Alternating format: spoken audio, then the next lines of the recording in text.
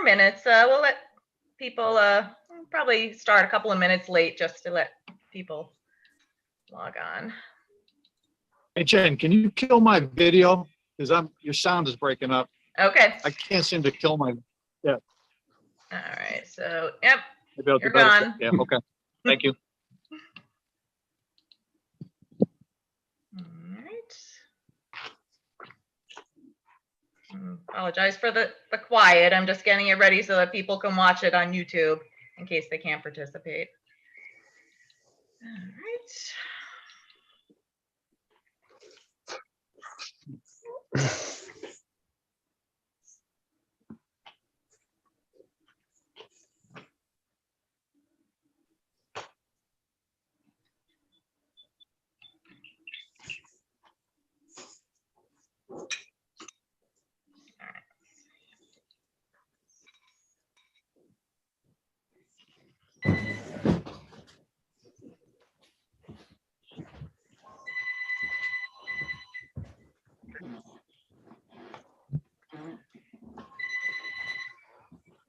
Hello.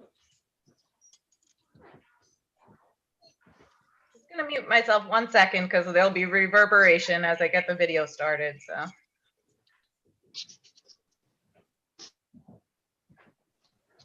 Okay. I want to listen. What? You're not talking now. Am I on mute? No. Then I.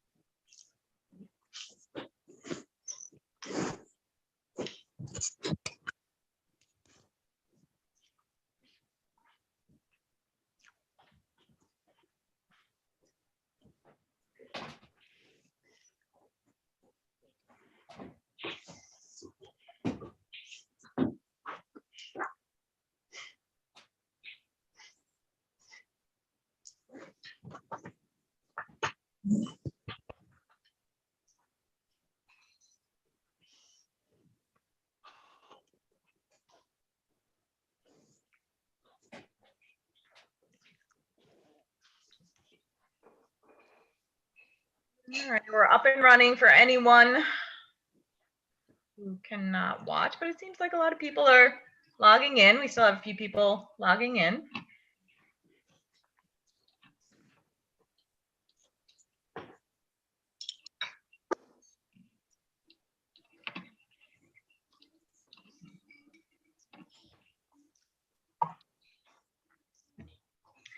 Great. Here I am, one more person. So just as a reminder, if you don't mind muting once we get started with the actual program, I'm going to put it on a certain view so that only the speaker will be seen and his PowerPoint.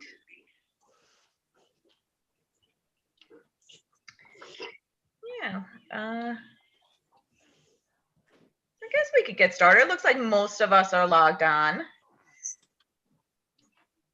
So I'd like to welcome you all to Shays Settlement and a talk by Steve Butts. Before we get started, before I introduce him, I just want to tell you about some of the things that we have going on at the Historical Society. Excitedly, this on the day before Easter, we're going to be opening up the Old Stone Store again. So that is April 3rd, Saturday, April 3rd. And from now on, we might change it around and add some days, but from now on, the store will be open 11 to 4 every Saturday, at least through the spring and into the summer. One new perk that we have added, you might have seen this in my email, is that the first weekend or the first Saturday of every month, members get a 10% discount. So just go up to the clerk and let them know that you're a member. You'll get the discount. Just let them know.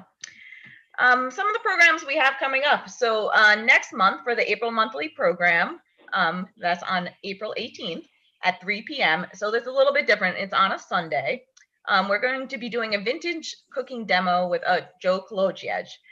Now, just because of technical reasons, it won't be a live cooking show. It has to do with the cameras and things like that and the actual process of cooking. But we're going to try to have it so that we show the video, and then there'll be a little bit of a Q&A afterwards with Joe. Just ask him a little bit about his technique and, basically just chat about the dish that he cooked. And we chose a really cool historic recipe from the early 1800s. And then after that, on Sunday, May 2nd at 3 p.m. on Zoom again, we're going to be doing a very, very special oral history program. And it's called World War II on the Home Front.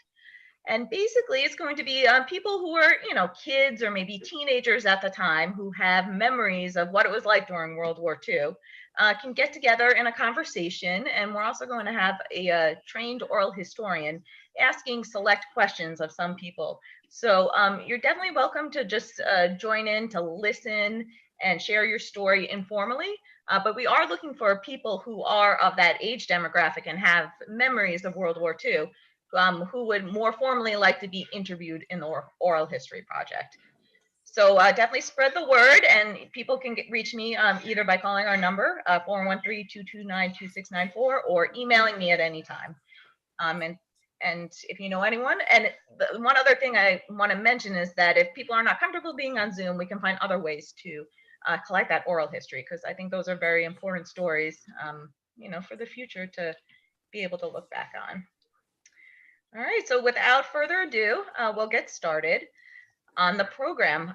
Steve Butts, he is an educator, a writer, archaeologist, and environmental scientist who has taught at the secondary and college level for over 20 years. He has published numerous books on the subject of science, history, and technology. Steve is a co-director of the Shays Settlement Research Foundation. It's a nonprofit organization supporting historic research, scientific inquiry, and educational outreach. He also created a public education project about the settlement, which includes a summer archaeology field school at the site. Over 100 students have participated in the program so far, and they learn things such as techniques in archaeological fieldwork, surveying, map making, and digital imaging by taking part in the scientific study of the settlement. The project has been in the national news and was featured on the TV show History Where It Happened.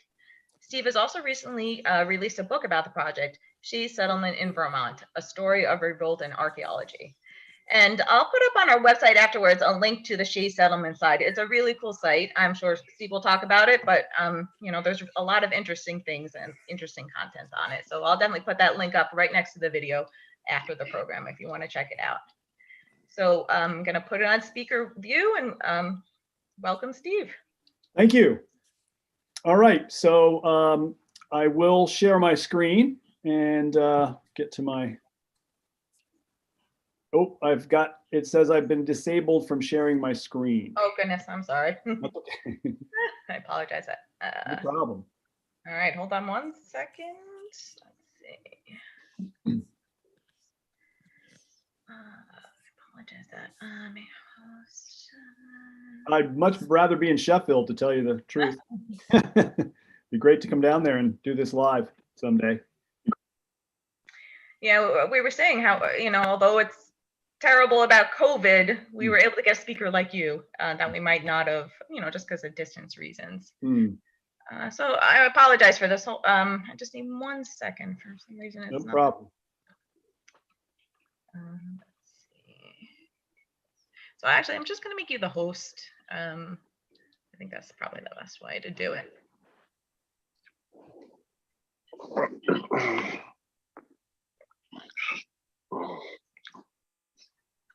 Okay, I think I got it. Yeah.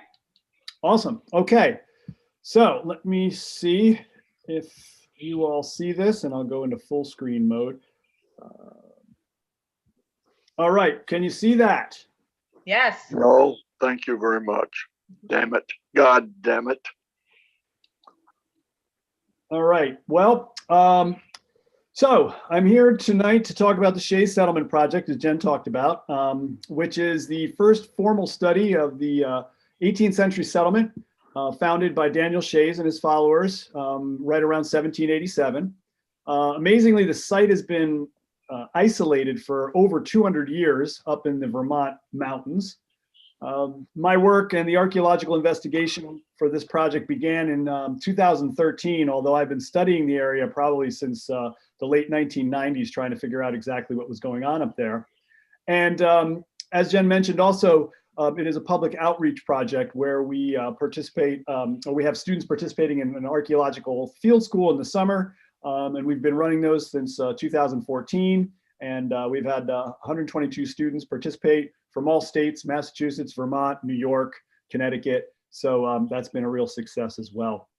Now, for me, this story really begins here with this picture, which is what was known as the fort. So when I first moved into the area near the Vermont-New York border, I was taken to this site because the locals knew that I was beginning as a teacher there, and they knew that I was interested in history, so they wanted to take me to Shays Fort, is what they told me. And we went up there in a snowmobile at the top of a mountain, and here was this ruin, a big square wall covered in snow. And I was told that it was a fort built by Daniel Shays during the rebellion.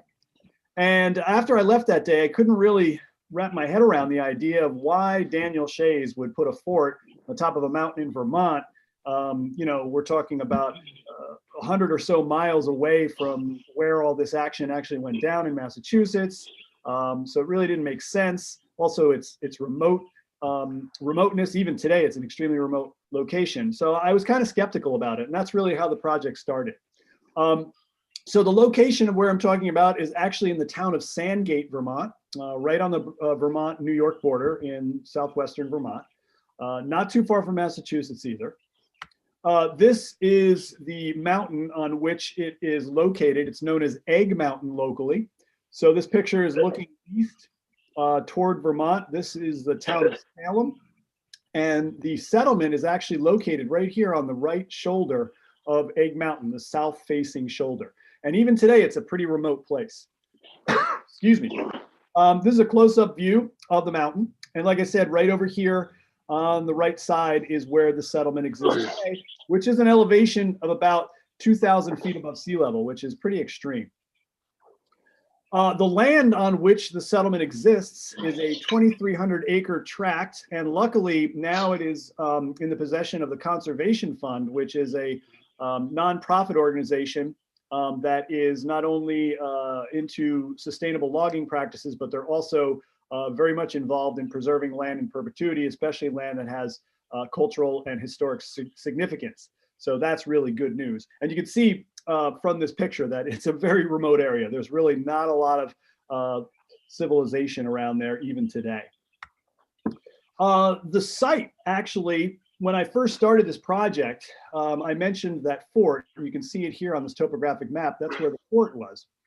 So when I made a proposal back in 2013 to the landowners to do an investigation there, find out exactly what was going on, I expected that I would do most of my work at the fort, but I decided to explore the rest of the surrounding area. And as I did that in the spring of 2013, not only did I refine the fort, but we actually discovered a whole entire 18th century settlement that was still in place there. And you can see that now the site consists of over 10 unique locations that together comprise Shays Settlement. So I'm sure you're probably familiar with Daniel Shays. Western Massachusetts is a very important place for his history. I'll give you a quick background if you're not familiar with Daniel Shays. Even if he wasn't involved in the rebellion that bears his name, oops, I better admit someone here. There we go. He would have been a hero in American history. He was a captain in the Continental Army. He fought in many battles in the Revolution, beginning in Bunker Hill and going all the way through Saratoga and Stony Point. He was a well-respected officer, and his exploits in the Army would have been enough to make him famous in Western Mass. But after he retired from the Army, and here's some of the battles that he was participating in. I mentioned Bunker Hill, Stony Point, which is on the Hudson River. Of course, the famous Battle of Saratoga, which was, the turning point of the revolution. Now, when he retired from the Army, he came back to Western Mass and the post-war debt crisis, which actually was not just taking place in Massachusetts, but many of the colonies were feeling the crush of this. This is a lecture in its own. I'm not an expert in Shays Rebellion and the debt crisis, but I can tell you there's a couple things that were important about it. First, when the British lost the war, they cut off trade to the West Indies. That was a very important, lucrative market for Western Massachusetts to sell goods down there. And so that really had a big effect on the economy. The war debt was a big problem. There was a lot of credit extended to families during the war. So there was a debt crisis where people were trying to keep things together in the farms, especially women and the elderly, while the men were off fighting in the revolution, and that put a lot of strain on their credit.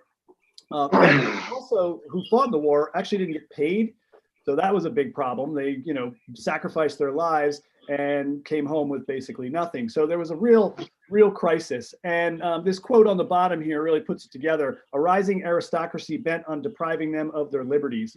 So these guys, especially the veterans, they fought for the War of Independence. And then when they came home, they felt like they were being treated like they were before the revolution. And that created a lot of strife.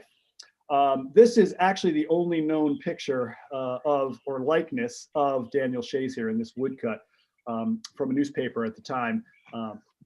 Okay, so what happened? Well, Shays and a lot of his fellow officers and disgruntled veterans got together in August and September of 1786, and they created a militia which was called the Regulators.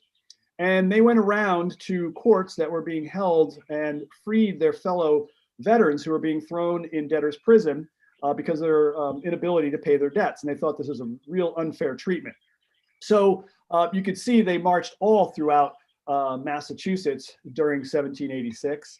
And this was a peaceful protest, even though they did show up armed and organized like an army. There were no shots fired or no violence. They just showed up, the courts shut down, they freed their fellow veterans, and then they left.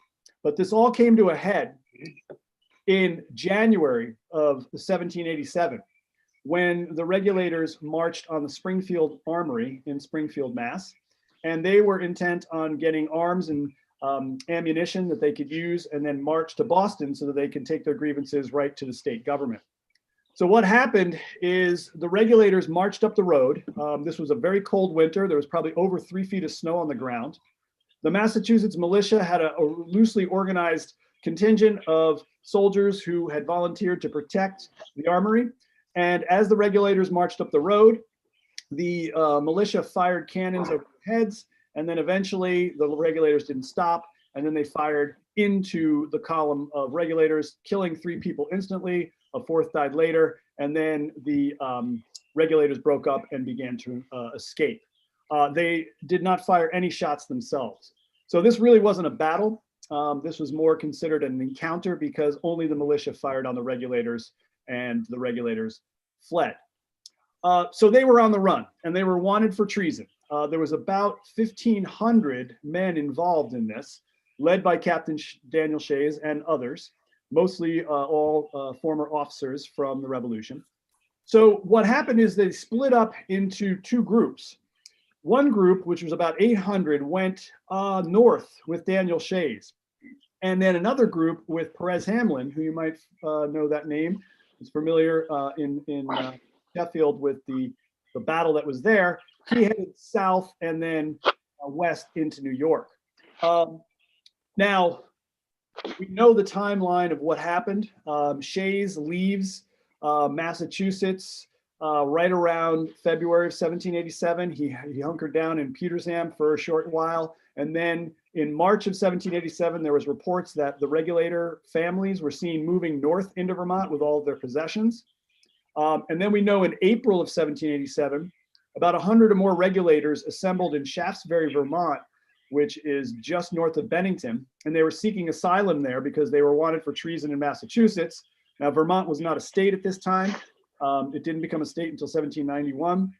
So they were hoping that the Vermonters would be helping the Massachusetts militia were hoping for help from the Vermonters in apprehending them. And then in July of 1787, Daniel Shays and Adam Wheeler, who was his second in command, were seen at a tavern in Arlington, and they were armed with swords and pistols. Now that's an interesting, and this is from a magazine. Well, it was like, they called it the Worcester magazine, but it was actually a newspaper that was published in August of 1787. And at that time, Arlington was the capital of Vermont, and the governor of Arlington, Governor Chittenden, was living there. So he would have known that Shays and Adam Wheeler were there, and the Shaysites were there, as they are called now. And so that shows that Vermont was probably sympathetic to their cause, and were not aiding the militia in apprehending them. Now, I did mention that Perez Hamlin did head south. Now, unlike Daniel Shays and his group, who were just trying to escape, Hamlin and his group of regulators really wreaked havoc in Great Barrington and Lenox and Stockbridge, where they were looting homes there, and it was a real bad situation. And that ultimately led to the skirmish right outside of Sheffield, of course, where the famous monument is today. And that was actually a battle, and Hamlin was captured and then sent to jail. But what I'm really focusing on is the North group, because those are the ones that actually moved into Vermont and settled at the settlement. So my question was at the beginning of this study was, well, why would Daniel Shays build a fort in Vermont? Well, part of the answer is that his sister lived in Salem, New York, which is right on the border there. So that's a comfortable place for him. We also know that several officers that he served with in the Army were living there as well. And one of them actually sold land to him. So we have the deed here, and it's a very old deed. It's the original one. It's still in the town of Sandgate deed records, but it shows the sale of land from David Cowden and Robert McCullough to Shays. He bought two parcels of land and about 470 acres, which today is Egg Mountain, where the fort exists. So there is actual correlation to him owning the land, which was an important discovery. So we believe that his settlement was founded in 1787, sometime after the Springfield encounter. And it consists of a whole 18th century village that's really existing in a time capsule. It's quite an extraordinary place. It's very unusual in New England to find something like this that has been up there for over 200 years preserved. And essentially, like I said, it's a time capsule from the late 18th century and early 19th century. Now, I had begun this study trying to investigate the fort site, which you can see here. Problem was, when that summer of 2013 started, it was very rainy and wet, so it really wasn't good for archaeology. Archaeology needs dry conditions.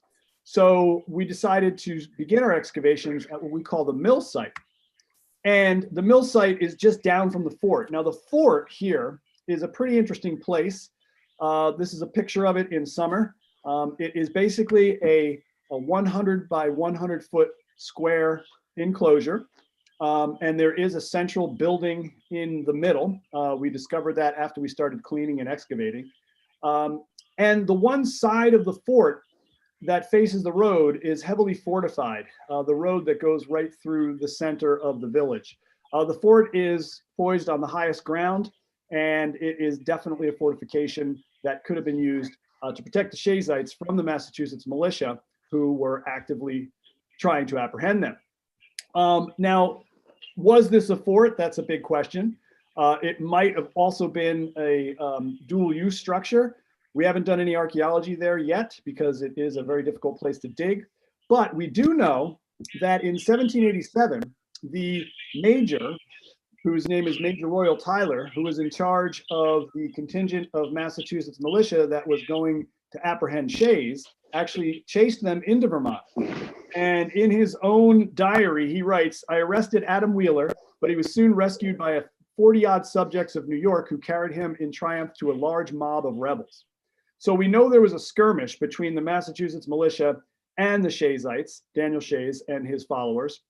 And so it might suggest that that was a defensive structure up there because they were intent on protecting themselves. They knew that if they were captured, they would have been brought back to Boston and hung for their crimes of treason. So it's a pretty interesting correlation with Major Tyler. By the way, Tyler eventually reaches out to Ethan Allen. Ethan Allen was living in Bennington at this time. Now, this is before he moved up to Burlington. And Ethan Allen wrote a letter to him saying, hey, look, can you just help us out? Because they were hoping, Massachusetts was hoping that because Vermont wasn't a state yet, that they would bargain with them and give them, okay, well, we can make you the 14th state if you help us apprehend these rebels. And you can see Allen's reply. He didn't really hold Massachusetts in too high regard, so I apologize to the Massachusetts residents for this, but those who held the reins of government in Massachusetts were a pack of damn rascals who have no virtue among them, and I do not think it worthwhile to prevent them that fled into this state for shelter from cutting down our maple trees. So that's interesting because that tells us that Ethan Allen knew that Shays was in Sandgate building the settlement. I mean, cutting down maple trees. So that's a really interesting observation. And that's from a letter from Ethan Allen to Major Tyler. So we began our archaeological dig here. And the question was, yes, we had the deed that Shays purchased that land. But we didn't know if those structures up there were from the dates that would be 1787 or around there. And that's what's great about archaeology. It's objective. We dig in the ground and we find out what artifacts, if any, are there, and you can date them and you can figure out periods of occupation. So we began at the mill. This is the mill site. It's actually called the mill complex, which is just down the road from where the fort is. You can see here's the foundation of the mill. There also is another building here. It was a long rectangular building. We're not sure if that was connected to the mill in some way. There is another structure here, which we call the cistern. Essentially, they powered this with water from a trough. There would have been an overshot wheel here, and then they collected the water to reuse it after it went through the mill. This is a map of the mill complex. And so there's the mill itself. There's the cistern collecting the extra water from the spillway. There's this long foundation here, which we still don't know what that was for, but we're hoping to find out. And then up the hill, you can see the mill dam that they constructed to trap the water so that they could power the mill. So we began our excavations there, and this is when we began the summer field school for high school students. This was picked because it was an open area and it was dry, so it was great. So we started our excavations, and the program that I started back then was a real question mark if it was going to be successful or not. Taking students up into the woods and having them work on these archaeological investigations. I didn't know if they'd get bored or if it would be too much for them. But come to find out, they loved it. They're really engaged. They enjoyed the work, not only doing the excavations, but also learning modern archaeology and in the digital age using computers, technology, map making, surveying, and artifact analysis. And so over a course of since 2014, we've educated a lot of students up there, and they've learned about their own local history and had participated in getting real information and real data that has been crucial in unlocking the story of this settlement. And this has been going on for, we're going to be going into our 8th year. In 2018, we actually got the state archaeologist of Vermont. Here he's pictured, Jess Robinson, who has now become a partner in the project. So it's been a real win-win situation for the state of Vermont and for students that are interested in science and history. Now, what we were discovering there really shocked me.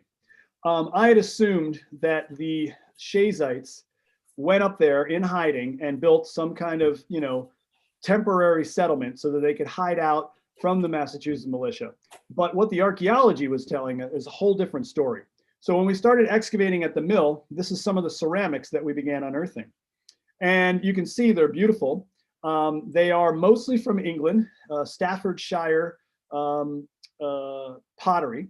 And these patterns are really easily recognizable and great for dating because we know exactly where they were made and what time period they represent.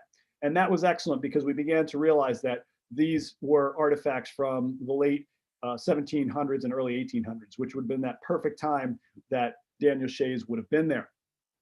We also unearthed other objects. Here, of course, tobacco pipes, some glass. A lot of these patterns, if you take a look at them, keep them in your mind, because this is just from the mill site that we were studying. And part of our question was, well, was this occupied during that time period of 1787? And the answer is yes, based on these date ranges. But the other question was, were all these sites that we're finding up there connected in some way? And so you want to look for similar artifacts in these locations to correlate them together. Other objects, not just ceramics, but we began to find metal objects as well. These are cookware Dutch ovens. We've got knife blades. This is a half set of sheep shears. We've got agricultural implements like axes and hoes. Other things like tableware. These are bone-handled utensils. We have buttons, spoons. This is actually a skeleton key. Stemware from glasses. This was an amazing find. All this work was done by students, by the way. This is a pair of 18th century eyeglasses. So there's the lens, and then that's the stem, which was absolutely unbelievable. We found that up there. And then, of course, we do have some coins that we've located. Other evidence of things that were happening there, including, obviously, horses, ox shoes. We have a horse bit here, chains. So they really brought a lot of stuff with them. And actually were not just staying there temporarily, but permanently. It appears that they were there setting up an actual settlement that they were going to occupy for the long term. We also found lots of animal remains, horses, oxen, sheep, birds, and window glass, which was really a shock because we didn't think that they would have windows up there, but apparently they did, and you can see the window glass remnants. The other thing that we found at the mill was evidence that it was burned. So this is a burnt timber from the structure at the mill. So something burned it down, and we've been finding evidence of burning actually not only at this site, but at the other sites as well, which is an interesting part of the story. Now, that was all from the mill site. So if we go down the road, and this dotted line is the road that goes through there today. It's a logging road, but we believe, based on the positioning of the foundations, that it was probably the main road for when the settlement was there as well. So we're going to visit the tavern site here. Now, we don't know if this was a tavern. There was historical references to a tavern existing there. So you can see here's the structure, a big cellar. So they had a storage cellar there, and then a very large dry laid fieldstone chimney on one end. So when we began excavating, we started finding, again, these artifacts, redware. And if you look at these patterns here of these ceramics, they're the same as what we were finding at the mill. So already we started to prove that whoever lived at the mill lived at the tavern at the same time, presumably Daniel Shays and the Regulators. We also found this at the tavern. This is a bronze Crotal bell, which is essentially a large jingle bell made out of bronze, and could have been used by animals, could have been used for celebrations. We're not sure. There was also a rumor that there was a schoolhouse there as well, so it might have something to do with that. Now, this summer was the first summer we couldn't really hold the field school because of the COVID-19 crisis. So I asked a few of my alumni, students that had already graduated from high school, and since they were 18 and they could make the decision on their own if they wanted to come up and do some excavation, there was a log cabin, and you can see it here. It's built right next to where the tavern site was, and this is known as McGee's cabin. It was built by a logger in around 1900, and it's still standing today, which is pretty amazing. And we were thinking that maybe he built that on top of an existing foundation that was there from the settlement. So we did a little excavation with our masks and our social distancing down the side of that to see if we could find evidence of any 18th century occupation, and we did not. So, you know, they built that away from the settlement for whatever reason. But we were able to at least continue the program even through the pandemic. Okay. All right, so that's the tavern. Now, down the road from the tavern is another site we call the Center Chimney House. Here it is. This was a very large structure, about 40 by 20 feet, with a huge central fireplace. You can see there's a small root cellar here. And we believe we have the front doorstep as well that entered into the structure. Excavations here revealed the same types of artifacts as we were finding at the tavern and the mill. So definitely correlating this to the time of occupation. You see some of these patterns are very recognizable. Also evidence of agriculture. So this is a reaping knife that we found there, and evidence of windows again. Now in the summer of 2017, whoops, let me admit someone here. There we go. Summer of 2017, excavations at the Center Chimney House revealed this button. Come to find out, this button is a military button from the New York Regiment during the War of 1812. So that was really fascinating, because then we knew that someone who lived at the Center Chimney House lived there at least until 1813. So that put a period of occupation between 1787 and 1813, which is pretty, that's pretty significant. We're talking about over 20 years. So it was definitely not a short-term settlement. The artifacts were telling a different story, that these people were here for the long term. So that was the Center Chimney House. Now, down the creek from that was this smaller foundation known as Foundation 4. Here it is.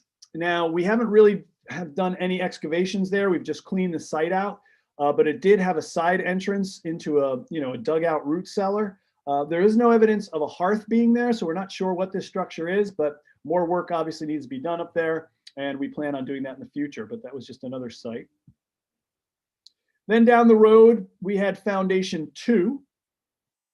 Now, Foundation 2 was a small structure, and it had a small cellar here, and then a large fireplace. It's built right on water. This is a better shot of it. So you can see they built this abutment wall. There's a creek right here that's just out of the shot. And you can see the cellar and then the hearth. So a small cabin that was constructed. And again, with archaeology, we want to figure out, well, when was this built? Because one of the problems in New England, you find these cellar holes up in the mountains, and you don't know if they were all occupied at the same time or if it was different times. This could have been built 100 years after 1787, and it would still look old. So once we got in there with our students, we began unearthing these same patterns. So suggesting that this place was also part of the settlement occupied during that time of 1787. Right up the hill from Foundation 2 is Foundation 3. Here it is. It has a side entrance into a small root cellar, and then a very large side chimney and hearth. Here's a shot of the ruin. Now, what's amazing about this is you can see how the chimney actually collapsed in one event. It's still there. It's still in its rectangular shape. It just kind of fell right over. And the reason it fell over, it was also burned. Every site that we have excavated shows evidence that it was burned. And why they were burned, I'll talk more about that later, but it's definitely an intriguing part of the story. So artifacts found there include, again, these same pattern ceramics, a pewter spoon, and some iron implements. We also found, and this is a piece of a spyglass window, those big globs of glass that they have in window panes, and a nice tobacco pipe bowl. This was a hoe for agriculture. And this was an interesting find because even though it looks corroded, it's been in the ground for over 200 years, it wasn't broken. So it was discarded in a good working order. So that was really a question mark of, well, why were they discarding their implements when obviously you wouldn't be throwing this away when you needed it as your livelihood? And that explains a little bit about what happened to the settlement, and I'll talk about that at the end. At Foundation 3, we also found a privy there. So this was a little outhouse. We excavated the privy, and we found the same artifacts. So obviously occupied during that time period, 1787, sometime around 1813. Now at this point in the study, in 2017, I had thought that we had located everything that comprised the settlement, going from the fort all the way to Foundation 3. And then I received a phone call because at this time it had been the third year of the study and locals had been calling around to find out information. And someone called me and said, hey, I know what you're doing up there. I know where you're digging, and you're not anywhere near Daniel Shay's house. So I said, whoa, wait a minute. You're telling me you know where Daniel Shay's house is and it's not one that we've already located? And he said, nope. And I was like, okay, great. Can I come over, pick you up? We'll go in the Jeep, we'll drive up there. And he said, no, I'm too busy. And he hung up the phone. So that was really frustrating, but it was revealing. So that made me look back into the woods again and recanvass this area. And lo and behold, we found another foundation further removed from the other ones. And this is what we call Foundation 5. Now, this was amazing because here it is. You can see the hearth is still in, partial order here. You can actually see the old fireplace. You can also see that it was a very nicely built house with a really nicely constructed cellar and outbuildings around it. So we have this as Daniel Shay's house ? Because we believe that this might have been the house of Daniel Shays when he lived there. Whoever lived here definitely had the nicest house out of all the others. Up until this point, we didn't find anything on the level of this. But of course, you can't assume that this was built at the same time as the others. Would it have that same artifact assemblage? So of course, we get our archaeology going, and lo and behold, what do we find? Well, the same exact types of ceramics. So definitely proving that Foundation 5 was part of the settlement. And it was a bit of an outlier because it was further from the other parts. We also found a lot of interesting things there. This was the first site that we located ivory handled utensils. So all the other sites were bone handled.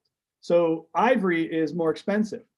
So whoever lived here had more wealth than the others, and that was really fascinating. This was also evidenced by these buttons that are gilded in gold. We also found, this is amazing, this is probably one of my favorite artifacts that we found throughout the whole study. This is a Spanish silver dollar that's dated 1776, and you can see it has a hole in it. So we believe someone was wearing it as jewelry. There's also nice shoe buckles there, beautiful pipes and stems. They had window glass as well. Lots of redware, as we call it. These are ox shoes, agricultural implements like this pitchfork.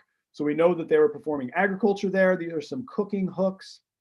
And then we found this, which is a limestone. So this was, oops, you go back. This was unearthed in a small outbuilding right next to Foundation 5. Really great find. So what we did here to make lye, which is sodium hydroxide, you use that for making soap and other things. They would take a barrel and put it on this rock with the grooves in it. They'd fill it with wood ash from their hearths and pour water over it. As the water trickled through the wood ash, it would create sodium hydroxide, which is called lye. And that's so caustic that you can only collect it in ceramics. And so the lye would go through the grooves and then they would collect it. So that was really an amazing find, showing that these people were definitely there, industrious, and not just staying there temporarily, but trying to build a whole new settlement there. Now, we had a very interesting event that happened at the base of Foundation 5. There was a huge old oak tree there, and a windstorm blew it over. So we assumed because of gravity washing downhill that there might be artifacts there. So this was a unique opportunity for my students to do vertical archaeology. Normally when you're an archaeologist, you're on your hands and knees digging in the ground, which can be uncomfortable for a very long period of time. So we decided to excavate the root ball, and we started finding artifacts in there. It was pretty amazing. And you can see some of the artifacts that we excavated vertically from the root ball, which is kind of exciting. And here's some more. And again, those are those same patterns that we've seen at other sites.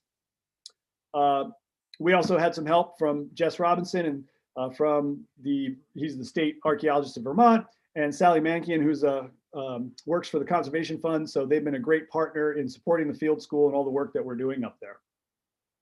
Now, right across the road from Foundation 5 is Foundation 6. It's a small outbuilding. We haven't done any excavation there, but it is another structure that we're interested in. So that was, again, what we thought was the settlement in 2017. However, now we have this stuff called Lidar, which is a very useful tool for archaeologists. Essentially, it's like radar, where a plane flies over an area and it shoots a laser down and it bounces back and it actually penetrates through the foliage and trees and gives you a map of what the ground looks like if you removed all the vegetation off it. So when this study came out of Bennington County, and actually this is from just 2020, we saw that, oh my gosh, you could see everything. You could see there's the fort and you can actually see it right there, the rectangular shape of the fort, and there's the mill site, and then you can see the roads and the center chimney house and the stone walls. So it's pretty amazing.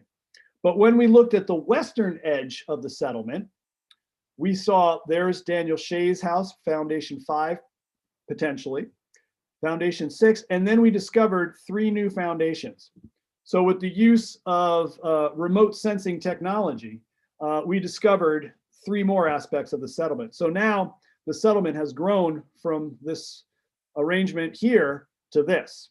So now we see that it is actually pretty amazing that this whole village is like a time capsule of the 18th century hidden up in the Vermont mountains. So we haven't excavated anything there. We just discovered that this past year. So there are plans to try to find out, you know, where is foundation 7, 8, and 9, are they related to the others? You know, we have to do some test pit excavations there and determine that. But it seems in all likelihood that they are probably connected to the settlement. Now, it's really interesting too. A lot of people are saying, well, why is this foundation 5? If Daniel Shays was in charge of this whole thing, why would he be here? Well, if you look, the logging road actually continues on and goes down into Salem, New York. And that's where his sister lived, and that would have been the closest town. So this makes sense that his house would be here because he would act as the gatekeeper to get into the settlement. And if the Massachusetts militia were actually coming to apprehend them, he could gather everyone up and they could all secure themselves in the fort and protect themselves and fight to the end. So it's kind of an interesting layout. Shay's house does make sense in that location. So what happened to Shays? Well, he was pardoned in 1788. Eli Parsons, who was another participant in the rebellion, went up there and they lived on Egg Mountain and they wrote a petition for pardon to the governor, and who at that time, of course, it was John Hancock, and he pardoned them. So in June of 1788, they were free men. They were no longer wanted for treason, and they could go about their lives again. But we did know that Daniel Shays actually lived in the settlement probably until 1789 or 1790, and he shows up in the census in Arlington. So even though he was pardoned, he probably lived up there for about 2 or 3 years. And this is the actual pardon that was given and the letter written by Shays and Parsons on the mountain. So what happened to the settlement? Well, we know that in 1798, there was an epidemic that killed 32 people. 30 of them were children. This was recorded in a local church in Sandgate. We believe it was typhus or dysentery that went through.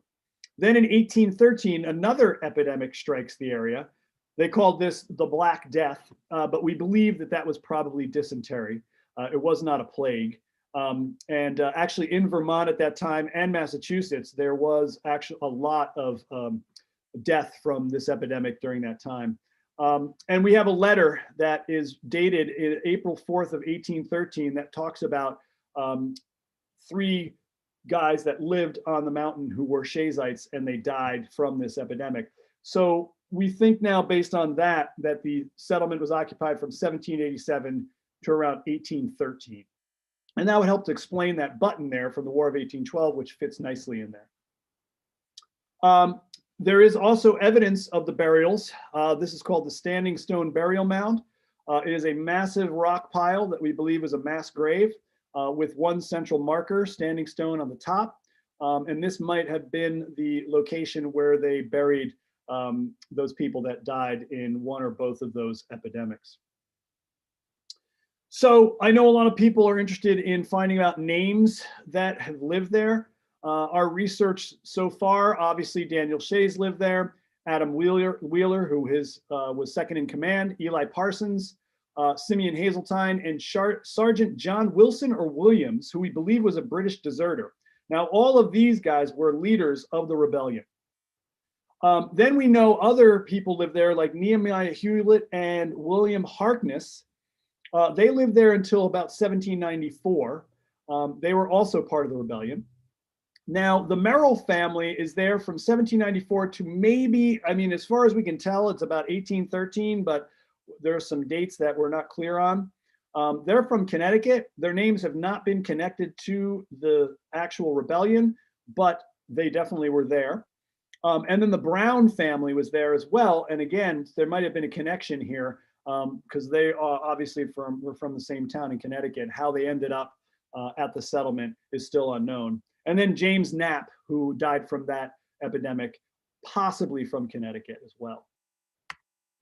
So what happened to Daniel Shays? Well, he lived to be an old man.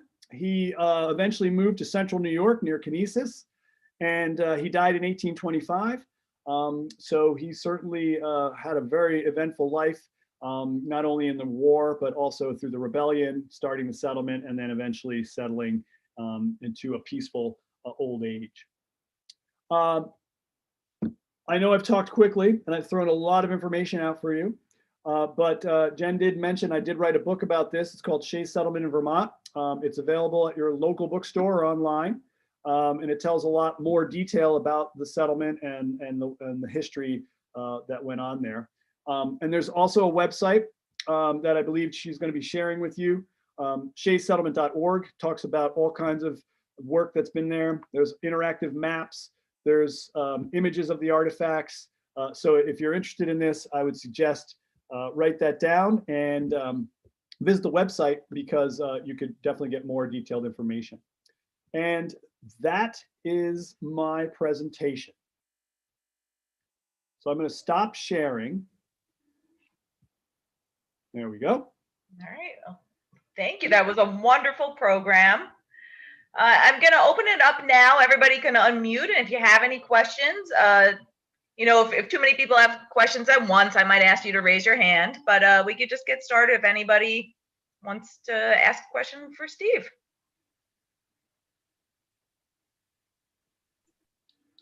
I guess, is that an area that anybody can kind of like walk into and take a look at, or is it protected in some fashion? Oh, it's a good question. Actually, it's very remote. From the nearest road, it would take, it's about 2.5 miles up into the woods. So it's definitely, and that's one of the reasons why it's still kind of protected and it's been up there and preserved so well, is because it is really remote today. One of the difficult aspects of the field school, it was getting kids up there because you can't drive a school bus there. We have Suburbans, and it was a real, real task to get kids up there. But you can hike there. It is private land, but we are working on trying to get public tours. I'm working with the Vermont Archaeological Society to see if we could open it up and have people come and visit. And in the future, we're hoping that we will have an interpretive trail that you can park and then you can walk up and tour the site. So all that's in the works, but right now it's a very difficult place to get to.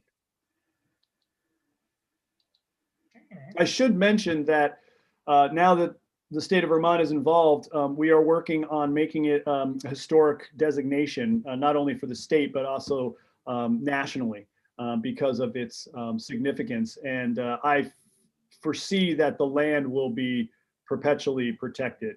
And if the state of Vermont doesn't buy it, then I believe it'll be taken into private trust and then it will be protected that way. But all that's still being worked out. Steve, have any of your students gone on to college and gone into archaeology? Oh, I'm just curious about.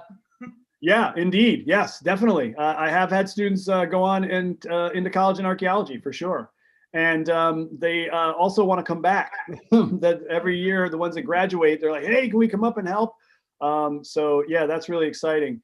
And I've also had a lot of adults that are very jealous that only kids are up there doing this and that they would really want to volunteer and come out and do some work. And that's something else that actually we're looking at again, in conjunction with the Vermont Archaeological Society to see if we can get that going. Yeah, so yeah, we do have students that are going on into the field. Very cool. Any other questions out there? Well, there's a chat question. Oh, yeah. Yep. You see that? Any indication of what was produced at the mill? Oh, yeah. Okay. No, we don't know. Now, there's speculation that because of all the agricultural implements there and the agricultural fields, evidenced by the stone walls, that they were doing some type of agriculture. And I did find a reference, historical reference, from a newspaper article that was in 1930, actually. And a guy was saying, oh, I remember going up there when I was a kid, walking around the ruins, and the mill, supposedly the millstone was still up there, although he couldn't find it. And we've never found the millstone. But I mean, who knows what could have happened to it? I mean, it still might be there. We just haven't come across it, or someone might have taken it, considering there's been loggers up there for years. So we don't really know what was produced there. We also don't know if they were not using it to saw lumber, because there's lots of evidence of planks being made, which of course you can make without a mill. But yeah, so there's a lot of work that needs to be done to work out what kind of industry they were doing. But they were definitely set up there for the long haul. Very, very interesting place.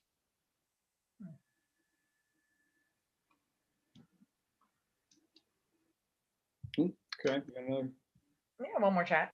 Yep. Oh yes, right. Okay, so the theory that we're working with right now is, since every site was burned, so we're wondering if during the 1813 epidemic that wiped out most of the settlers there, we didn't know that afterwards if the surrounding people from Salem and Sandgate went up there and torched the place because of the superstition that place had, because of they were wanted for treason, they were criminals, they're afraid to interact with them because they didn't want to get in trouble. So they're up there on the mountain, and there was trade, because we know that there was mention in letters and diaries of people interacting with them. But once they got wiped out, there was a kind of almost like the cursed village in a sense. So we're wondering if they might have burned the place down to eradicate the plague, and also just to get rid of the village because of its, questionable history. So that's really fascinating. We really don't know, but there is evidence that all the structures were set on fire, for whatever reason. And also, I should mention that a lot of the artifacts that we're finding there were in good order. So not only were the places burned, but they were burned with their belongings in them, which is pretty interesting, because you think in 1813, you're not going to leave, if you're moving away, you're not going to leave your horse bits there and your axe and all your your implements and just burn your house down. I mean, people would have taken that. So that was interesting to figure out, well, why was all this stuff there? So we think that it was burned out of fear of maybe trying to stop the epidemic. And I know that a lot of times in the past, people would burn down houses purposely so they can get all the nails out of them and reuse them. But we're finding all the nails there, like everything. We have so many nails. So that was an early theory that we disproved, because we're finding pretty much all nails intact that were there. So the structures were burned for some reason.